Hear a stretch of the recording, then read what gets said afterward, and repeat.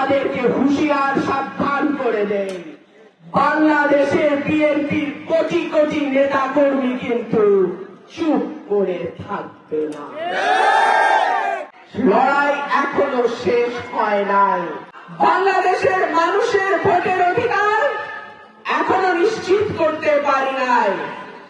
সুতরাং আমি আমার ভাইদের বলবো, লড়াইয়ের মাঠ কেউ ছাড়বেন না। এত বছর বিএনপির উপরে জেল, জুলুম, নির্যাতন, হামলা, মামলা কি না হয়েছে, আমরা কি দল ছেড়ে গেছি কেউ? সুতরাং এখনকার যে লড়াই, যে নতুন লড়াই এখন শুরু হয়েছে, কথায় কথায় বিএনপির দোষ ধরে, কথায় কথায় বিএনপি নাকি নির্বাচন করে। আমি বিএনপি তো গণতান্ত্রিক দল, বিএনপি তো কোন আন্ডারগ্রাউন্ড পার্টি না। বিএনপি তো একমাত্র দল যার হাত দিয়ে অন্যান্য রাজনৈতিক দল বাংলাদেশে রাজনীতি করার সুযোগ পেয়েছে। বিএনপি শহীদ প্রেসিডেন্ট জিয়াউর রহমানের দল, যে শহীদ প্রেসিডেন্ট জিয়াউর রহমানের জন্ম না হলে বাংলাদেশ স্বাধীন হতো না। শহীদ প্রেসিডেন্ট জিয়াউর রহমানের জন্ম না হলে আমার প্রবাসী ভাইয়েরা বিদেশ থেকে টাকা পাঠিয়ে, রেমিটেন্স পাঠিয়ে বাংলাদেশের অর্থনৈতিক চাকা সচল রাখতে পারত না। যে শহীদ প্রেসিডেন্ট জিয়াউর রহমানের জন্ম না হলে কৃষি ক্ষেত্রে বিপ্লব হতো না।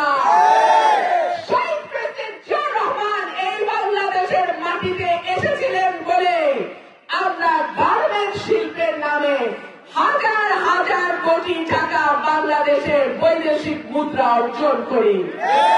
সুতরাং এই শহীদ প্রেসিডেন্ট জিয়াউর রহমানের দলকে আপনারা নির্বাচন চাই বলে তাচ্ছিল্য করবেন, আমরা হাতে চুরি পরে বসে থাকবো না।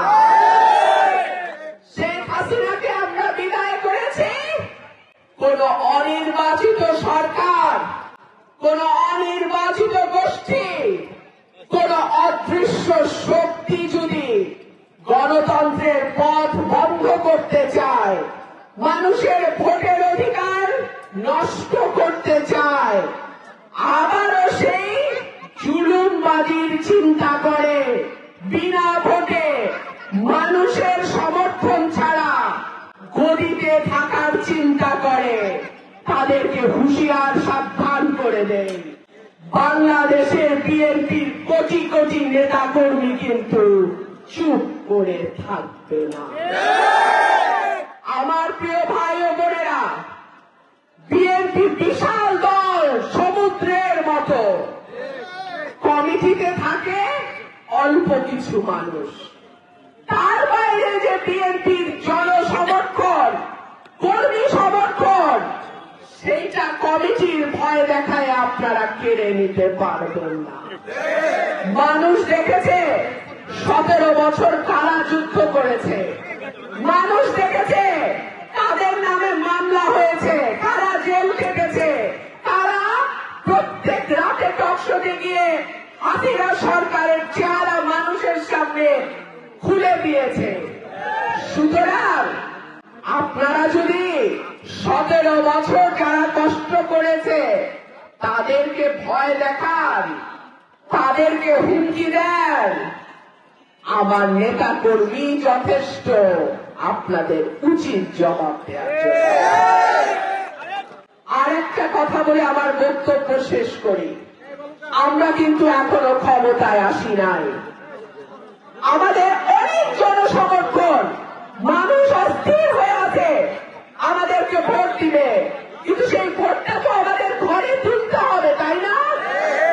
সুতরাং এই ভোট আমরা যতক্ষণ পর্যন্ত ঘরে না তুলতে পারছি, মানুষের ভালোবাসা সমর্থনের ফসল যতক্ষণ পর্যন্ত আমরা আমাদের ঘরে না তুলতে পারছি, ততক্ষণ পর্যন্ত আমরা ঘরে ফিরে যাব না। বাংলাদেশের সবচেয়ে জনপ্রিয় নেত্রী, যিনি